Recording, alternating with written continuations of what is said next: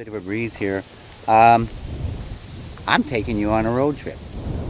I got a wonderful story for you, and I want to take you to the place where this happened. See you in a bit.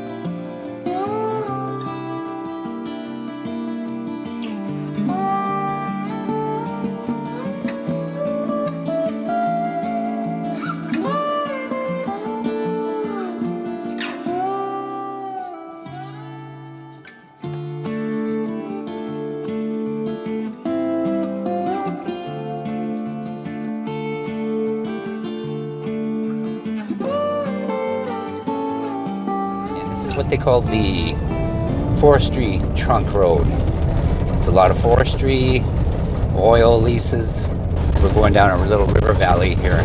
This is the same river that I just took you to, where we were hearing the heartbeat, possible wood knocks. We're not sure yet what that might have been, but a good hour's drive west of where I usually go.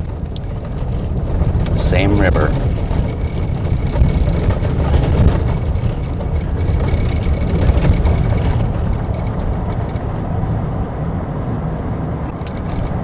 A nice bridge. Oh, except for the end of it.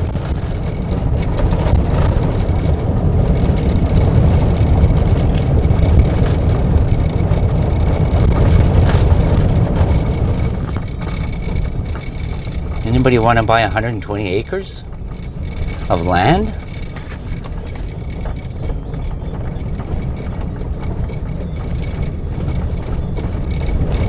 Would love to have that. I'm sure you got a river view right there.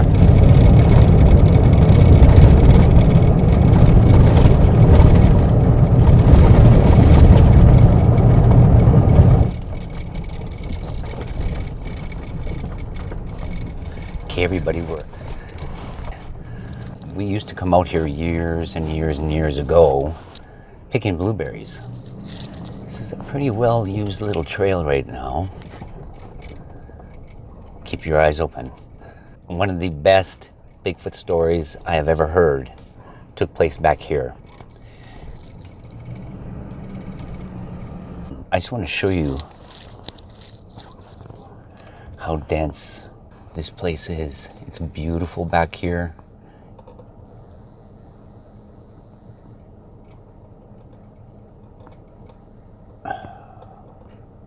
I just heard. Oh my goodness, I don't know if that was a wood knock. Oh my goodness. Along this road, over the years, as far back as I can remember, we've heard about Bigfoot sighting. This little trail that I'm on here right now is one of the trails that take you to they're very, very big blueberry patches.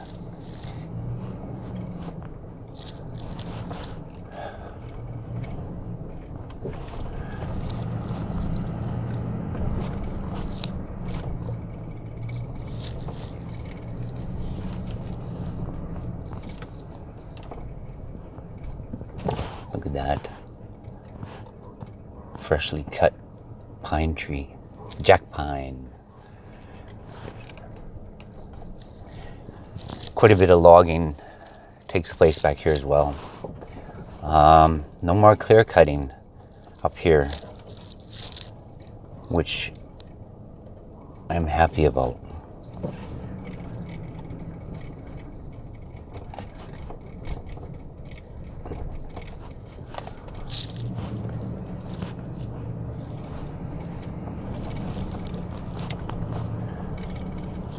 Need to find a nice, good spot to park.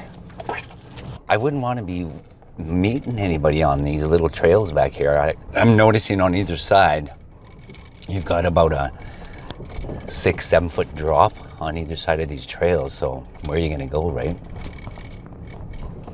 Where are you gonna go?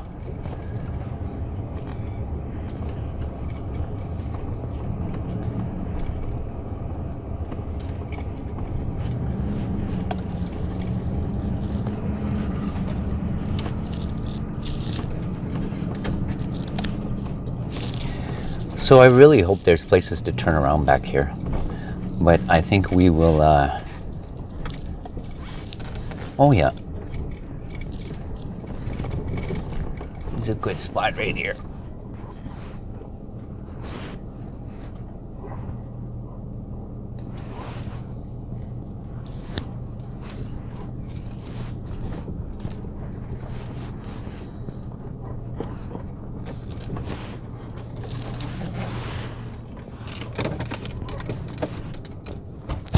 All right, folks, well, we made it.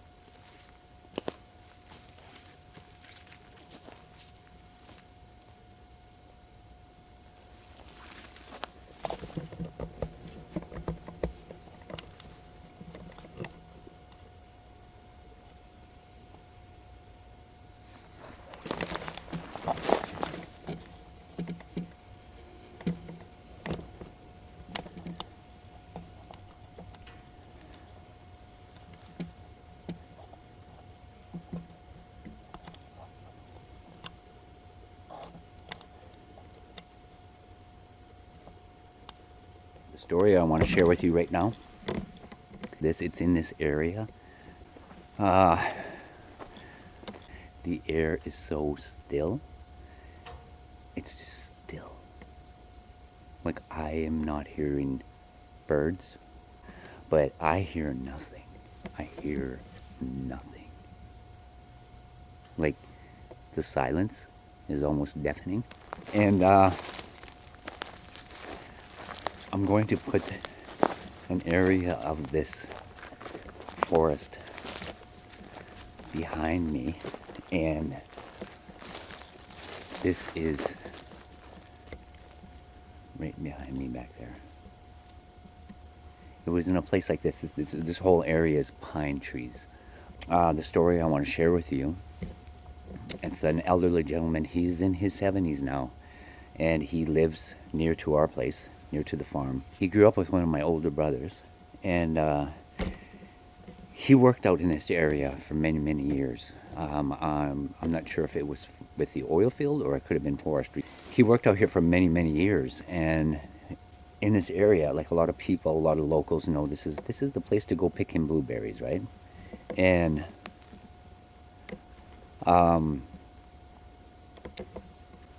about 40 years back, he had been out working out in this area, and his wife had asked him, and it would have been about this time of the year, in September.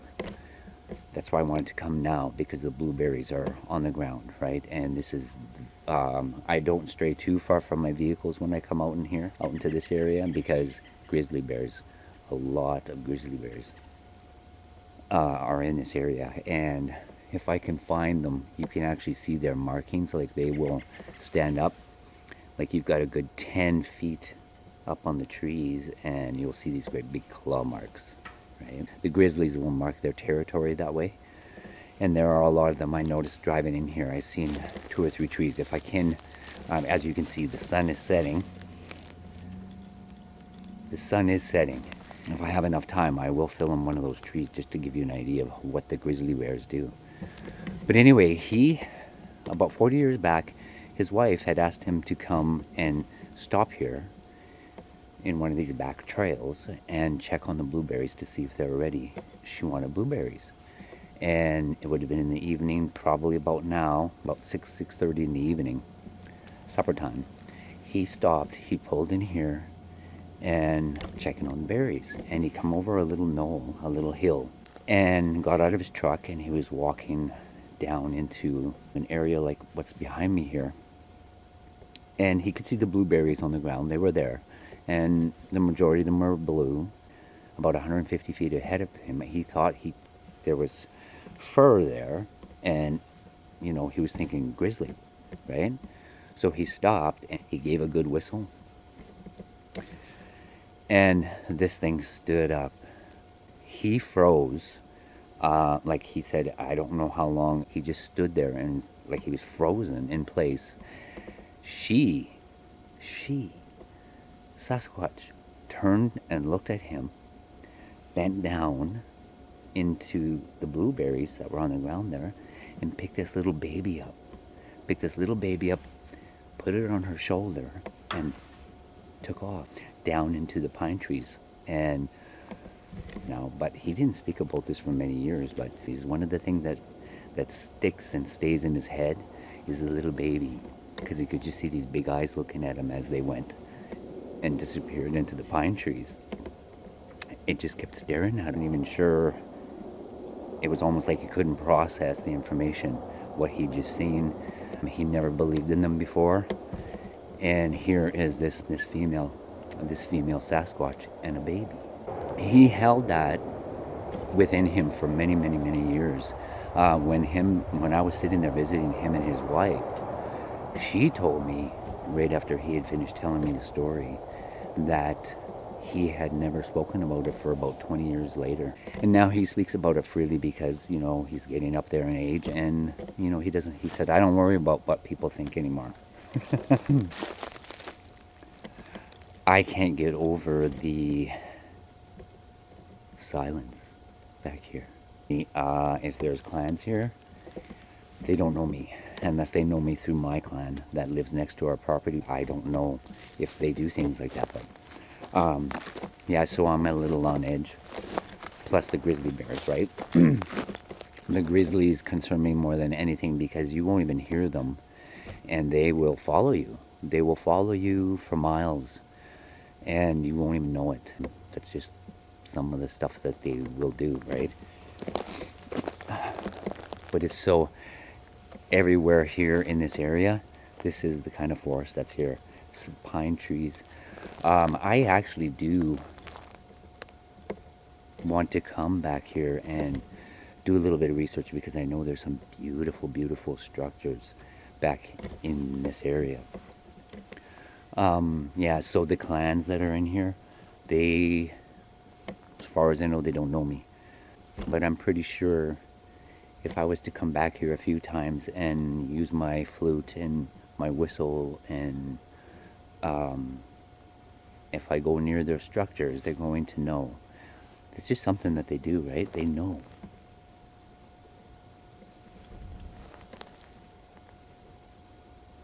Hello?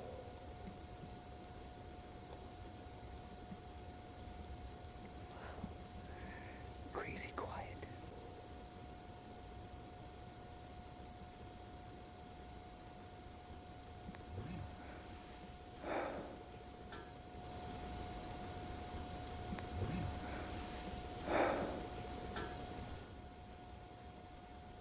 It's a different feel. It's a different feel back here. Well, I have a little bit of time. We're just going to take a little walk. Back here, I don't stray too far from my vehicle because of the grizzlies, the grizzly bear.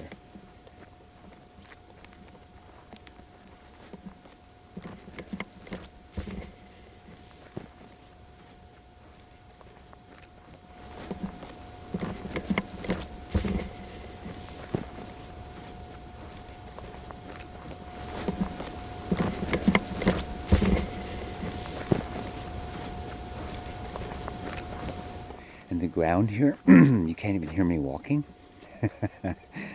It's sand. Everything here is sand. I know a lot of people, when they want sand, they'll come into this area and shovel sand into their pickup truck. You know, but the blueberries here, there's a few. Not many, I'll show you.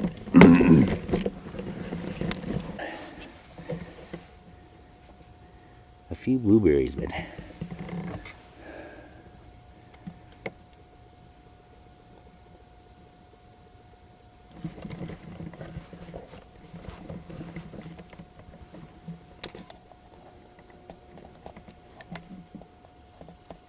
oh, something's moving.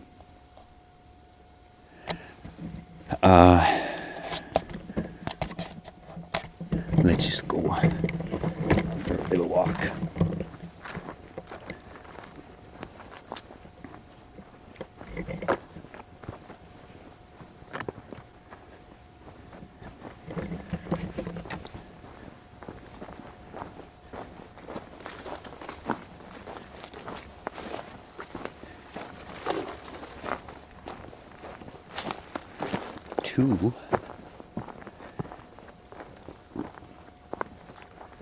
The sound of the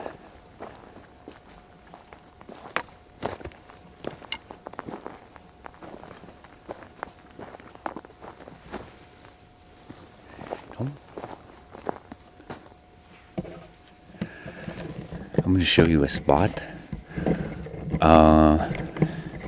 Kind of freaked me out a little bit. Only because I thought I seen something moving there. See that center screen?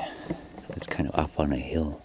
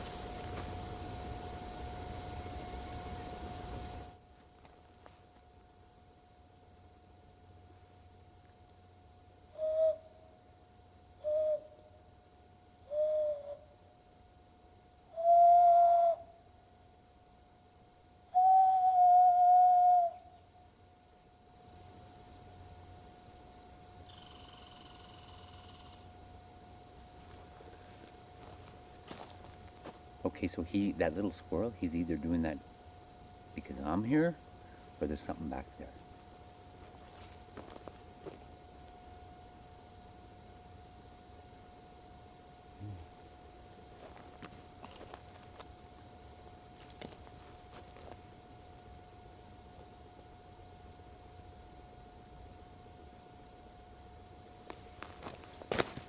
That's where that little squirrel is, right there.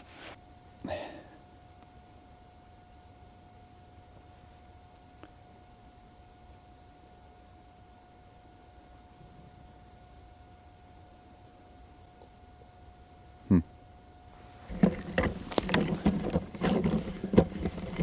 Oh my goodness. Yeah, there is a different feel back here. A different feel for sure.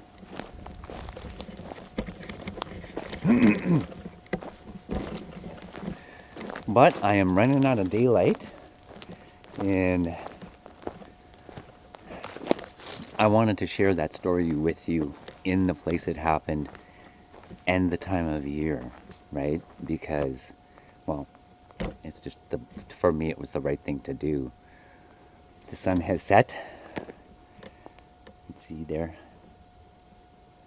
I still have 3/4 of an hour drive home, so probably by the time I get home it'll be dark, and I'll be feeding my critters in the dark. I do that often anyway. It's no big deal, and but I needed to get here and tell you this story. But I do want to. We'll come back, and hopefully, I don't know if I want to add this to another location. And a lot of people talk about this road, right? And the whole area here. There's even a sign. If I can get to it one day, it's along that same river that I go and visit, which we just crossed here in this area. That river runs for miles and miles and miles, right? And joins up with another bigger river. But there is another place, and there is somebody, I don't know who it is. I've been trying to find out who put it up. But somebody put a sign there, the big Sasquatch on it, and it says, "Welcome to our backyard." Who did it and who put it up? It's obviously somebody who has had an encounter or has seen something. Or maybe is doing what I'm doing, but I don't know, right? I still haven't been able to find out who it is, but I will. But anyway, I better get going, and I just wanted to share that story. It is an amazing story. He still, when he talks about it, when he tells the story, he gets so emotional and a little bit overwhelmed, because it's almost like he's right back there and experiencing it all over again, right? But what does that tell us? They have babies. So they do produce, and they do have offspring. I will sign off here. Thank you guys all for being here. Yeah. Dead silent. It's so quiet. My ears are ringing. It's so quiet. That's crazy. I don't experience this at home. I'm just making my way out of the forest, out of the trees, and I'm coming to the main road. Very little small trails we have. Basically driving through a ditch to get in there. Oh my goodness. Oh my goodness. Bye for now.